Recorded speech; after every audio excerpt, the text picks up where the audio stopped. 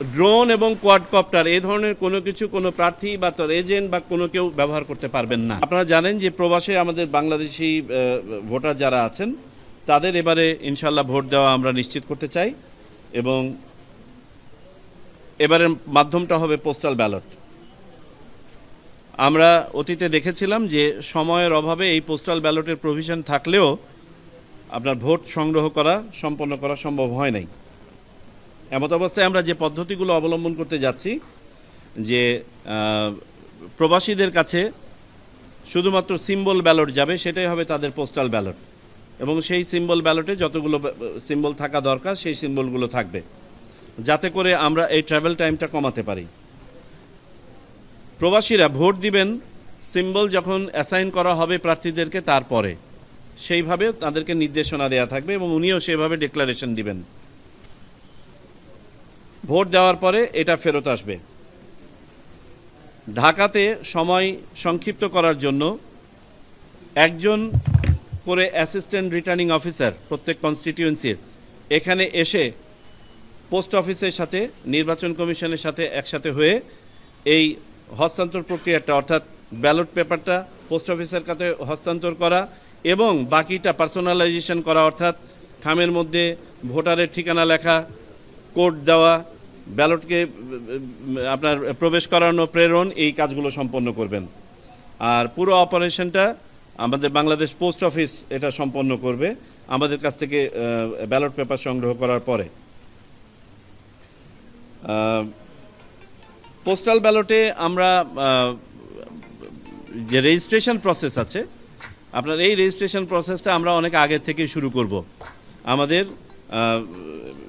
Schedule ঘোষণার আগ থেকেই। আমরা দেখেছি যে রেজিস্ট্রেশন প্রসেসে একটু সময় লাগবে, বিধায় এটা আমরা আগে থেকে শুরু করব। এখানে আনুমানিক 3 সপ্তাহ সময় দেওয়া হবে। বিশ্বব্যাপী আমাদের প্রবাসী বাংলাদেশি যারা আছেন তারা যেন স্বাচ্ছন্দ্যে এটাতে আপনার রেজিস্ট্রেশন করতে পারেন ভোট দেওয়ার জন্য। ইন কান্ট্রি ভোটিং যেটা আছে পোস্টাল ব্যালট, আপনারা জানেন এখানেও 3 ধরনের ভোটার আছেন যারা পোস্টাল ব্যালটে ভোট দিতে পারেন, যেমন সরকারি কর্মচারী, তারপরে ভোট ব্যবস্থাপনা এবং ভোট অনুষ্ঠানের সাথে যারা সম্পৃক্ত থাকেন তারা, এবং আইনে হেফাজতে থাকা ব্যক্তিবর্গ জেলখানায় বা অপরাপর জায়গায়। তাদের জন্য আমরা অনলাইনে রেজিস্ট্রেশনের পদ্ধতি চালু করব এবং একই ব্যালট পেপার তাদেরকেও সরবরাহ করা হবে ভোট দেওয়ার জন্য। আমরা আশা করছি এই পদ্ধতি অবলম্বন করার ফলে দেশের ভিতরে এবং বাইরে একটা উল্লেখযোগ্য সংখ্যক ভোট আমরা এবার আনতে পারব। এই পুরো অপারেশনটাকে আপনার নিয়ন্ত্রণ করার জন্য এবং এগিয়ে নেওয়ার জন্য একটা অ্যাডহক ব্যবস্থাপনা এখানে করা হবে, যেটার নেতৃত্বে থাকবেন আমাদের অতিরিক্ত সচিব এবং সরকারের সংশ্লিষ্ট সকল মন্ত্রণালয়, দপ্তর, অধিদপ্তরের প্রতিনিধি এখানে থাকবেন। এই ব্যবস্থাপনা এখন থেকে শুরু করে ভোট হওয়া পর্যন্ত। সেপ্টেম্বর মাস থেকে শুরু করে আমরা ধাপে ধাপে বিভিন্ন পর্যায়ে এবং বিভিন্ন পদ্ধতিতে আমাদের প্রবাসী ভোটারদেরকে সেন্সিটাইজ করা, অবহিত করা এবং তাদেরকে ভোটার এডুকেশনের কাজটা করা হবে। ভোটার তালিকা আইনেও আমরা সামান্য সংশোধন প্রস্তাব করেছিলাম, যেটা আমাদের উপদেষ্টা পরিষদ অ্যাপ্রুভ করেছে। ফলশ্রুতিতে এখন আমরা বছরের মাঝখান থেকেও আপনার ভোটারদেরকে নিতে পারবো। সো নবীন ভোটারদের জন্য এটা একটা সুখবর। আমরা আজকে যেটা প্রাথমিকভাবে সিদ্ধান্ত নিয়েছি, আশা করি আমরা 31শে অক্টোবর পর্যন্ত যারা ভোটার হবেন, 18 বছর বয়প্রাপ্ত হবেন, তাদেরকে আমরা ভোটার তালিকা এই বছরের 2025-এর 31শে অক্টোবর পর্যন্ত যারা ভোটার হবেন তাদেরকে আমরা ভোটার তালিকায় সন্নিবেশ করতে পারবো বলে আশা রাখি। আমি আপনাদেরকে একটা রাফ ক্যালকুলেশন বলতে পারি। রাফলি প্রত্যেক মাসে ক্লোজ টু 2 লক্ষ ভোটার যদি হয়, তাহলে ধরেন 18 থেকে 20 লক্ষ হতে পারে সর্বোচ্চ। আগস্টে যেটা প্রকাশ করছি এটা হচ্ছে বাদ পড়া ভোটার। 44 লক্ষ মতন যে ভোটাররা 1 জানুয়ারির আগেই কিন্তু 18 বছর বয়প্রাপ্ত হয়ে গেছেন, তারা এই বছরের নতুন ভোটার না। সুতরাং এনাদের কাজটাও আমরা সেরে রাখছি। আমরা 31শে অক্টোবর পর্যন্ত নিব যারা শুধুমাত্র 2025 সালের এই 10 মাসের মধ্যে 18 বছর বয়প্রাপ্ত হয়েছেন। প্রার্থীর নাম তো দিতে পারছি না, প্রার্থীর নাম দিতে পারবো যেদিন হবে সেদিন, ওটা হচ্ছে দেশের জন্য। আমরা তো ওই সময় পর্যন্ত ওয়েট করলে পোস্ট অফিস আমাদেরকে বলেছে তাদের ন্যূনতম যেগুলো ইজি ডেস্টিনেশন লাগবে 16 দিন এই ডাকটা শেষ করতে, আর যেগুলো ডিফিকাল্ট ডেস্টিনেশন সেগুলোতে লাগবে 28 দিন। আমরা চাই বাংলাদেশের সকল প্রবাসী যারা অন্তত ভোটার তালিকার মধ্যে ইতিমধ্যে সামিল আছেন তারা যেন ভোট দিতে পারেন। তো সবাইকে যদি আমরা ইয়ে করতে যাই, আমাদের ধরেন 3 বা 4 সপ্তাহ আগে তো হয় আপনার সিম্বল অ্যালোকেশন, ততদিন পর্যন্ত তো আমরা ওয়েট করতে পারছি না। তার আগে আমাকে পার্সোনালাইজেশন করতে হবে, তার আগে আপনার এই ব্যালট পেপারগুলো ছাপাতে হবে, তার আগে আমাকে রেজিস্ট্রেশন সম্পন্ন করতে হবে। সো আমাদেরকে রেজিস্ট্রেশনটা অনেক আগেই সম্পন্ন করতে হবে যারা বাইরে থেকে ভোট দিতে চান। এমত অবস্থায় তাদেরকে শুধুমাত্র আমরা সিম্বল সহ এবং সিম্বলের নিচে সিম্বলের নামটা লেখা থাকবে, প্রার্থীর নাম লেখা থাকবে না, এটা পাঠিয়ে দেবো। ইনস্ট্রাকশন দেওয়া থাকবে যে আপনি ভোটটা কাস্ট করবেন অনলাইনে প্রার্থীর তালিকা দেখার পরে এত তারিখের পরে। উনি প্রার্থী দেখতে পাবেন অনলাইনে, দেখে আপনি ওই সিম্বলে উনি ভোটটা দিবেন। আমরা এই সব বিষয়ে আলোচনা করেছি, বিবেচনা করেছি, গবেষণা করেছি। আমরা ধরে নিচ্ছি, ধরেন বর্তমানে আমাদের 51-52টা রাজনৈতিক দল আছে যারা নিবন্ধিত। আমরা ধরে নিচ্ছি আরও কিছু রাজনৈতিক দল নিবন্ধন পাবে যারা অ্যাপ্লিকেশন করেছেন, তাদের মধ্যে যারা কোয়ালিফাই করবেন। তারপরে আমরা হিসাব করেছি যে প্রত্যেক আসনে যদি আমি 10টা করে ওই ইন্ডিপেন্ডেন্ট ক্যান্ডিডেটের জন্য আপনার সিম্বল রেখে দিই, এই রাফলি সংখ্যাটা যদি আমি এই এর মধ্যে রাখতে পারি এপিট ওপিট করে, তাহলে পারে এটা মোটামুটি সব এসে যাবে। এআই নিয়ে আমরা জেনারেলি স্পিকিং এআই এর মিসইউজের ব্যাপারে আমরা কঠোরভাবে এখানে নিষেধাজ্ঞা জারি করেছি। এখানে মূলত ব্যাপারটা হচ্ছে এআই তো না, এআই তো একটা টুল, সোশ্যাল মিডিয়া একটা মাধ্যম।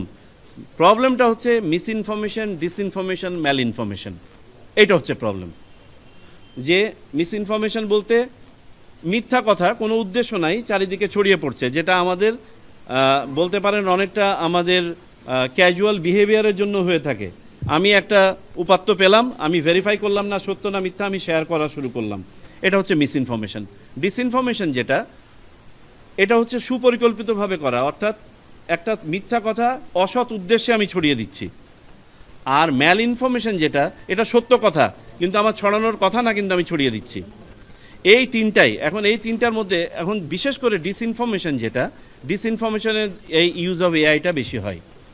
মনে করেন একজন ব্যক্তির ভয়েসকে ক্লোন করে একটা কিছু করলো, বা একটা ভিডিও তৈরি করলো, বা যে কোনো কন্টেন্ট, অডিও ভিজুয়াল কন্টেন্ট তৈরি করলো যেটা সত্য নয়, এবং যেটা নির্বাচনী প্রক্রিয়াকে বলেন, ইলেকশন ইন্টিগ্রিটি বলেন, প্রতিপক্ষ আপনার প্রার্থীকে বলেন বা দলকে বলেন, হেয় করার উদ্দেশ্যে এটা করা হয়ে থাকে। এগুলো প্রতিহত করার জন্য আমরা আচরণবিধিতে ইনক্লুড করেছি। মনে রাখবেন এই আচরণবিধিটা শুধুমাত্র কিন্তু প্রার্থী এবং দলের জন্য, কিন্তু এই এআই এর ব্যবহার তো এদের বাইরেও লোকজন করবে, অনেক এন্টিটি আছে যারা এটা করবে। শুধু তো রাজনৈতিক দল আর প্রার্থীরা করবে না, দেশ থেকে করবে, দেশের বাইরে থেকে করবে। তো সেইগুলো প্রতিহত করার জন্য আমরা একটা কমিটি ফর্ম করেছি ইতিমধ্যে, তারা কাজ করছেন। কাজ করে কিভাবে কি করা যায়, আমাদের প্রাথমিক উদ্দেশ্য হচ্ছে কোনোভাবে যেন আমরা ওই চেষ্টা করব যতটুকু সম্ভব যে ব্যান্ডউইথ না কমিয়ে, কোনো ধরনের সেবাকে আপনার বিঘ্ন না ঘটিয়ে, যাতে করে আমরা নির্বাচনটা করতে পারি। একান্তই যদি বাধ্য না হয় নির্বাচন কমিশন, তাহলে আমাদের প্রাথমিকভাবে এখনও পর্যন্ত কোনো ইচ্ছা নাই যে কোনো সেবা বা কোনো প্ল্যাটফর্মকে লিমিট করার। ড্রোন এবং কোয়াডকপ্টার এই ধরনের কোনো কিছু কোনো প্রার্থী বা তার এজেন্ট বা কোনো কেউ ব্যবহার করতে পারবেন না। নির্বাচন কমিশনের ব্যবহার করার কোনো প্রয়োজনীয়তা যদি আসে তখন সামনে আমরা আলোচনা করব। না, গণমাধ্যমও পারবে না এটা,